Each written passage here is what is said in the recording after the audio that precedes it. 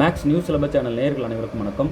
PGTRB mathematics exam use ஆகக்கூடிய numerical அனாலிசிஸ்லேருந்து ஒரு important problem பார்க்க போகிறோம். ரொம்ப இம்பார்ட்டண்ட்டு.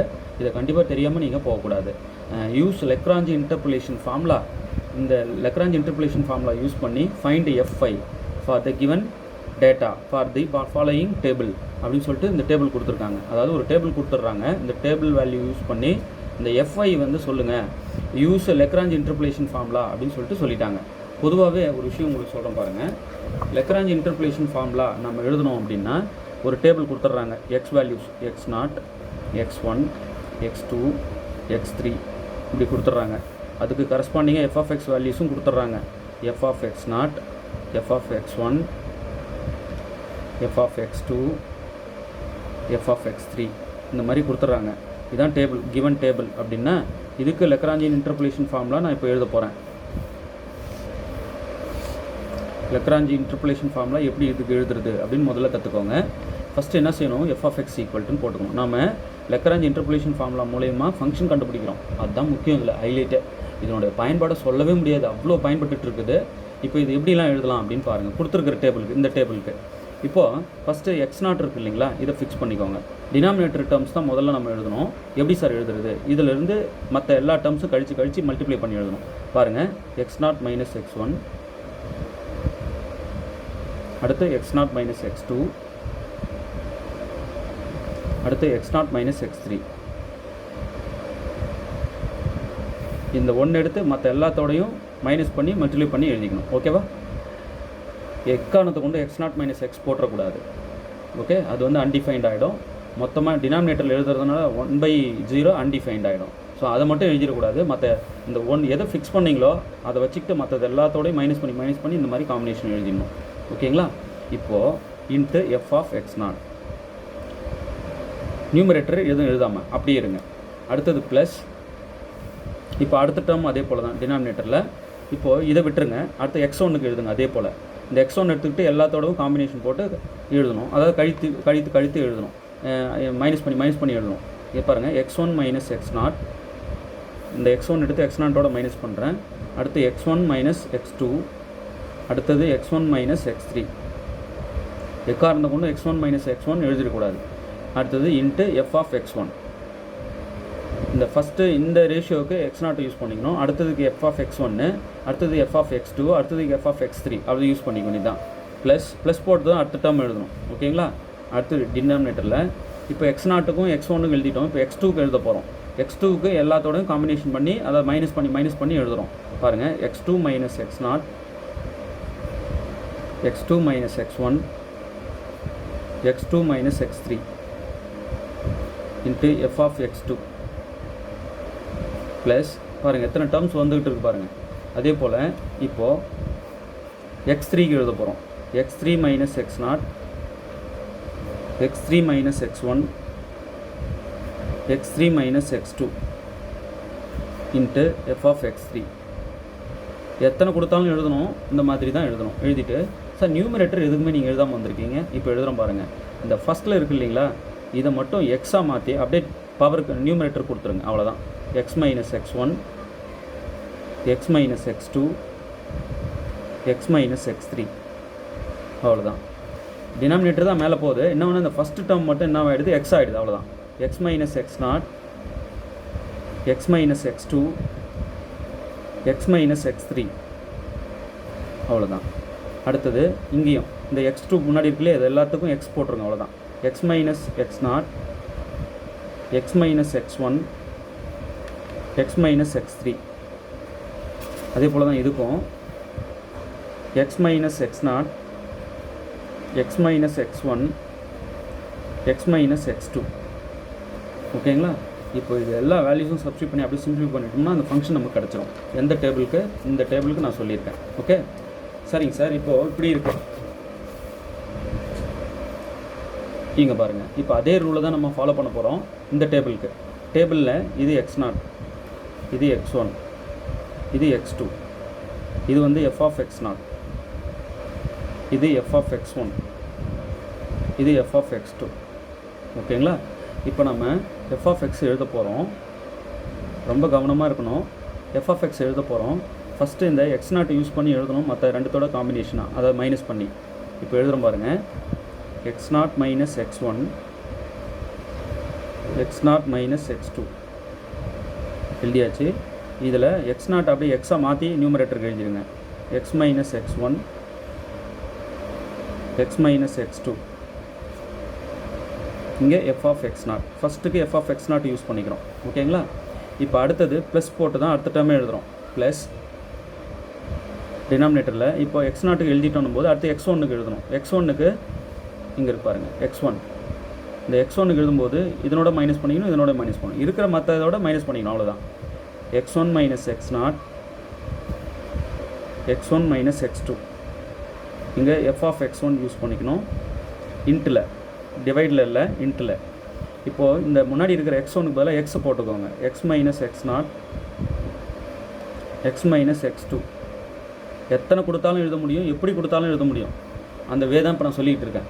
ஓகேங்களா? அடுத்தது இப்போ எஃப் ஆஃப் எக்ஸ் நாட்டுக்கு எழுதிட்டோம், எஃப் ஆஃப் எக்ஸ் ஒன்னுக்கு எழுதிட்டோம். இப்போ எஃப் ஆஃப் எக்ஸ் டூக்கு எழுதி ஆகணும்.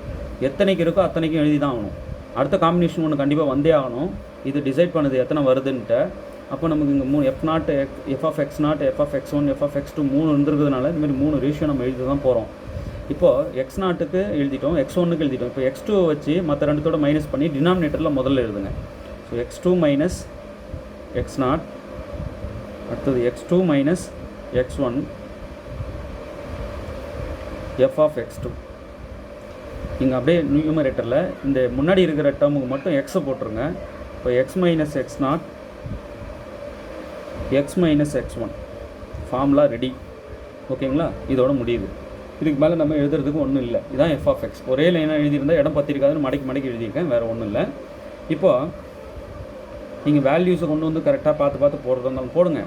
நீங்கள் ஏன் சார் வந்து இந்த மாதிரி ஃபார்முலா எழுதி ஏன் சப்ஸ்டியூட் பண்ணிவிட்டு நீங்கள் சொன்ன மெத்தடை யூஸ் பண்ணி டேரெக்டாக நம்பருக்கு எழுதிடுறேன் அப்படி எழுதினாலும் எழுதுங்க, உங்கள் விருப்பம்.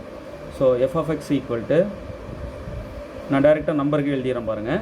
ஃபஸ்ட்டு என்ன செய்ய போகிறேன், இந்த 3 டினாமினேட்டர் டேர்மு முதல்ல எழுத போகிறேன். 3 மைனஸ் 4, 3 மைனஸ் 6. இங்கே பாருங்கள், 3 மைனஸ் 4, 3 மைனஸ் 6. இப்போ நியூமரேட்டருக்கு என்ன எழுதணும், எக்ஸ் மைனஸ் 4, எக்ஸ் மைனஸ் 6. இங்கே எஃப் ஆஃப் எக்ஸ் நாட் எழுதணும். எஃப் ஆஃப் எக்ஸ் நாட் என்ன, 4. ரொம்ப ஈஸி, ஒன்றும் கஷ்டம் கிடையாது. ப்ளஸ் இப்போ அடுத்த டேர்ம் பக்கத்தில் எழுதுறேன், எனக்கு இடம் இருக்குது. டினாமினேட்டர் டேர்ம் முதல்ல எழுதிடுறேன். இப்போது 3 மைனஸ் 4, 3 மைனஸ் 6 ஃபஸ்ட்டுக்கு எழுதிட்டோம். இப்போ 4 ஃபிக்ஸ் பண்ணிவிட்டு மற்ற ரெண்டுத்தோட மைனஸ் பண்ணி எழுதுங்க. 4 மைனஸ் 3, 4 மைனஸ் 6. இப்போது அப்படியே நியூமரேட்டருக்கு இந்த முன்னாடி இருக்கிற நம்பருக்கு பதிலாக எக்ஸை போட்டுருங்க. X minus 3, x minus 6. இங்கே எஃப் ஆஃப் எக்ஸ் நாட்டுக்கு இங்கே எஃப் ஆஃப் எக்ஸ் ஒன்று, இங்கே எஃப் ஆஃப் எக்ஸ் ஒன்று வந்து டேபிளில் பார்த்தீங்கன்னா 13. ப்ளஸ் அடுத்த டேர்ம் கண்டிப்பாக எழுதி ஆகணும். இப்போது 3க்கு நம்ம எழுதிட்டோம், 4க்கு எழுதிட்டோம், 6க்கு எழுத போகிறோம். முதல்ல டினாமினேட்டரில் தான் எழுதிட்டு இருக்கோம், அதை நீங்கள் மறந்துடக்கூடாது. 6க்கு 6 மைனஸ் 3, 6 மைனஸ் 4. அவங்க இன்னும் எத்தனை வேணாலும் கொடுக்கட்டும், எப்படி வேணாலும் கொடுக்கட்டும், எழுத முடியும். சரிங்களா? இப்போது 6ஐ நம்ம எக்ஸாக மாற்றி எழுதுங்க நியூமரேட்டரில். X minus 3, x minus 4. இங்கே எஃப் ஆஃப் எக்ஸ் ஒன் எழுதணும், எக்ஸ் டூ எழுதணும் அடுத்த டேர்ம். இங்கே பாருங்கள், ஃபஸ்ட்டுக்கு எஃப் ஆஃப் எக்ஸ் நாட்டு, இது எஃப் ஆஃப் எக்ஸ் ஒன்று, இது f of x two. F of x two வந்து 43 இன்ட்டு 43. ஈஸி. இது ஒன்றும் பெரிய கஷ்டம் நினச்சிட்டு விட்டுட்டு வந்துட போகிறீங்க. இந்த மாதிரி வேல்யூஸை சப்ஸ்டியூட் பண்ணிவிட்டு சிம்பிளிஃபை பண்ணி ஆன்சர் சொல்லணும். அதில் தான் முக்கியமான வேலையே இருக்குது. ஆன்சர் சொல்கிறதோட மட்டும் இல்லை, எஃப் ஆஃப் எக்ஸ் சொல்கிறதோட மட்டும் இல்லை. அவங்க என்ன சொல்கிறாங்கன்னா எஃப் ஆஃப் 5 கேட்குறாங்க, அது எக்ஸுக்கு 5 கொடுக்க சொல்கிறாங்க. நான் இங்கேயே கொடுத்துட்டுனா வேலை இன்னும் சீக்கிரம் முடியும். பாருங்களேன், F5 போட்டால் என்ன ஆகும், எக்ஸ் இருக்க இடத்துலலாம் 5 போட போகிறோம். போடலாங்களா? இதில் போடுங்க, அவ்வளோதான். 5 மைனஸ் 4, 5 மைனஸ் 6. எக்ஸுக்கு 5 கொடுக்குறேன், divided by 3 minus 4, 3 minus 6 into 4 plus எக்ஸுக்கு 5 கொடுக்குறேன், வேறு எதுவும் செய்யலை. 5 minus 3.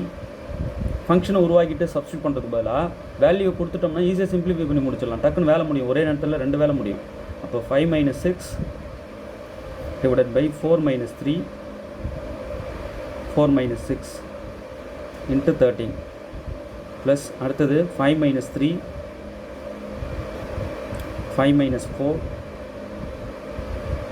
divided by 6 minus 3 into 6 minus 4 into 43.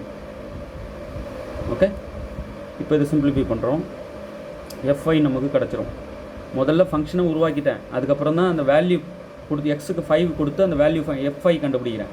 இப்போ 5 - 4 வந்து 1, இது 5 - 6 வந்து -1 டிவைடட் பை இங்கே 3 - 4 -1, இங்கே 3 - 6 வந்து -3 இன்ட்டு 4 ப்ளஸ் 5 - 3 2, இங்கே -1 டிவைடட் பை 4 - 3 1, 4 - 6 வந்து -2 இன்ட்டு 13 ப்ளஸ் 5 - 3 வந்து 2, 5 - 4 1, 6 - 3 3, 6 - 4 வந்து 2 இன்ட்டு 43. ஓகே, இவ்வளோதான் விஷயம்.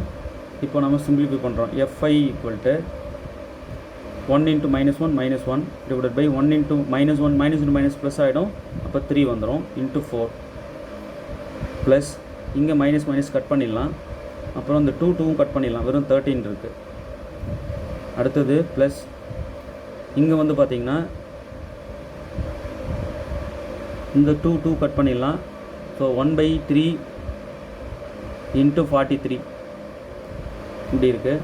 இப்போது எஃப்ஐ ஈக்குவல் டு இந்த 4 இப்படி மல்டிப்ளை பண்ணிட்டீங்கன்னா 1 × 4 -4, ஏன்னா minus into plus minus -4/3 plus 13 plus இந்த 43 எடுத்து 1ஓட மல்டிப்ளை பண்ணிட்டா 43 டிவைடட் பை 3. இது ரெண்டும் பேஸ் ஒன்றா இருக்குது. அப்போ எஃப்ஐ ஈக்குவல் டு ஃபஸ்ட்டு இதை நான் சிம்பிளிஃபை பண்ணிடுறேன். பேஸ் ஒரு 3 எடுத்துக்கோங்க. 43 - 4 வந்து ப்ளஸ் 39, ரைட். உங்களுக்கு ப்ளஸ் 43 - 4 பேஸ் இது ரெண்டும் ஒரே மாதிரி இருக்கிறதுனால நான் அந்த நியூமரேட்டர் சிம்பிளிஃபை பண்ணிட்டேன். ஸோ 43 - 4 வந்து 39 ப்ளஸ் இந்த 13 அப்படியே தான் இருக்குது. இதுக்கு பேஸ் வந்து 1, ஸோ அதனால் அப்படியே விட்டேன். இப்போ இதை கட் பண்ண முடியும் நம்மளால். 13 × 3 வந்து 39, ரைட். அப்போ எஃப்ஐ ஈக்குவல் டு 13 + 13, அப்போ எஃப்ஐ ஈக்குவல் டு 26, ரைட். இவ்வளோ தான் விஷயம். பெரிய கஷ்டம் நினச்சிக்காதீங்க. இதை கேஷுவலாக போடலாம், சின்ன சின்ன சிம்பிளிஃபிகேஷன் தான். ஃபார்முலா எழுதிட்டு கொண்டு வந்து சப்ஸ்டியூட் பண்ணணும்னு அவசியமே இல்லை. நான் சொன்ன மெத்தடாலஜி யூஸ் பண்ணி டைரெக்டாக எவ்வளோ பெரிய டேபிளுக்கும் போட முடியும். நிதானமாக போடுங்க. அவங்க எக்ஸ் வேல்யூ கொடுத்துட்டாங்கன்னா டைரெக்டாக சப்ஸ்டியூட் பண்ணி வேல்யூ சப்ஸ்டியூட் பண்ணி இந்த ஸ்டெப்பே எழுதுங்கன்றேன். ஆமாம், எக்ஸ் வேல்யூ பதிலாக 5 போட்டு எழுதிடுங்கன்றேன், டைம் சேவ் பண்ணுங்கன்றேன். மொத்த வேல்யூ முடிச்சுட்டு வந்து 4 ஆப்ஷனில் எதுன்னு பார்க்குறீங்க. Option A 26. ஓகே, ஸோ நல்லா புரிஞ்சிருக்குன்னு நினைக்கிறேன். இந்த மாதிரி x0, x1, x2, x3 அதோட தான் எழுத முடியுமா சார்? யார் சொன்னா? x4, x5, xn வரைக்குமே எழுதலாம். அந்த பெரிய ஃபார்முலா அது, சரிங்களா? இது இந்த டேபிள் தான் டிசைட் பண்ணணும் லக்ராஞ்ச் இன்டர்போலேஷன் ஃபார்முலாவை. இது x3 வரைக்கும் கொடுத்ததுக்கு எழுதியிருக்கேன் இங்கே. ஓகே, f(x3) முடியுது. இங்கே x2 வரைக்கும் கொடுத்துருக்காங்க பாருங்கள். x0, x1, x2 வரைக்கும் f(x2) வரைக்கும் கொடுத்ததுக்கு இந்த டேபிள், இந்த ஃபார்முலா, இந்த டேபிளுக்கு இந்த ஃபார்முலா. ஓகேங்களா? இந்த டேபிளுக்கு இந்த ஃபார்முலா மட்டும் எழுதுங்க போதும்னு சொல்லுவாங்க, லக்ராஞ்ச் இன்டர்போலேஷன் ஃபார்முலா. சரி, லக்ராஞ்ச் இன்டர்போலேஷன் ஃபார்முலா யூஸ் பண்ணி ஃபங்க்ஷனை கண்டுபிடிங்கன்னு சொல்லலாம். இதோ பாருங்கள், அப்படியே இதை சிம்பிளிஃபை பண்ணணும். எக்ஸ் வேல்யூ வச்சு அப்படியே மல்டிப்ளை பண்ணி ஃபங்க்ஷனை உருவாக்கிட்டு எஃப்ஐ கொடுக்கலாம் இல்லைங்களா? எக்ஸுக்கு 5 கொடுத்து நம்ம f(5) கண்டுபிடிக்கலாம். நான் என்ன பண்ணிட்டேன்னா இதை சிம்பிளிஃபை பண்ணவே இல்லை, டைரெக்டாக அப்படியே 5 கொடுத்துட்டு சிம்பிளிஃபை பண்ணிட்டேன். அதனால் ஈஸியாக வேலை முடியுதுன்னு இப்படி பண்ணிட்டேன். சில நேரம் இந்த பாலினாமியல் சிம்பிளிஃபை பண்ணி காட்டுங்க கண்ணில் நீடுவாங்க, அதுதான் அடுத்த ப்ராப்ளம். இதோ பாருங்கள், இந்த டேபிள் யூஸ் பண்ணிக்கணும். இதை யூஸ் பண்ணி இந்த ப்ராப்ளம் கேட்டிருக்காங்க பாருங்கள். இந்த 4 ஆப்ஷனில் எதுன்ட்டு கமெண்ட்டில் சொல்லுங்கள். இது x0, இது x1, இது x2, இது x3, இது f(x0), இது f(x1), இது f(x2), f(x3). அந்த ஃபார்முலாவே சொல்லி கொடுத்துட்டேன் உங்களுக்கு எப்படி உருவாக்கணும்னு. இப்போ நேரடியாக நம்பர் வச்சும் உருவாக்கலாம் இல்லையா? ஸோ நீங்கள் போட்டு எனக்கு வேல்யூ எஃப்ஐ கேட்கல, ஃபங்க்ஷனே கேட்குறாங்க. அந்த ஃபங்க்ஷனை சிம்பிளிஃபை பண்ணி இந்த 4 ஆன்சரில் எதுன்ட்டு கமெண்ட்டில் சொல்லுங்கள் பார்க்கலாம். ஓகே, லக்ராஞ்ச் இன்டர்போலேஷன் ஃபார்முலா ரொம்ப ஈஸி. பெரிய கஷ்டம்ன்ட்டு அது பெருசாக பில்டப் பண்ணக்கூடாது, ரொம்ப எளிமையானது. எந்த மாதிரியான டேபிள் வேணாலும் கொடுங்க, நான் லக்ராஞ்ச் இன்டர்போலேஷன் ஃபார்முலா எழுதுவேன். ஓகே, நல்லா ப்ராக்டிஸ் பண்ணிக்கோங்க. இப்போது இந்த டேபிளுக்கு என்ன f(x) என்ன அப்படின்னு சொல்லிட்டு கமெண்ட்டில் சொல்லுங்கள் பார்க்கலாம். ஓகே, ஃபுல் செட் மெட்டீரியல் அவைலபிளாக இருக்குது. இது எல்லாத்தையும் டெஸ்ட் பேட்சில் எக்கச்சக்கமாக கொடுத்துட்டு வரோம். டெஸ்ட் பேட்ச் ஜாயின் பண்ணுங்கள், ஃபுல் செட் மெட்டீரியல் வாங்கி படிங்க. இது ரெண்டுமே வேணுன்றவங்க 7358591547 இந்த நம்பருக்கு காண்டாக்ட் பண்ணுங்கள். ஓகே, தேர்வில் வெற்றி பெற வாழ்த்துக்கள். தேங்க்யூ.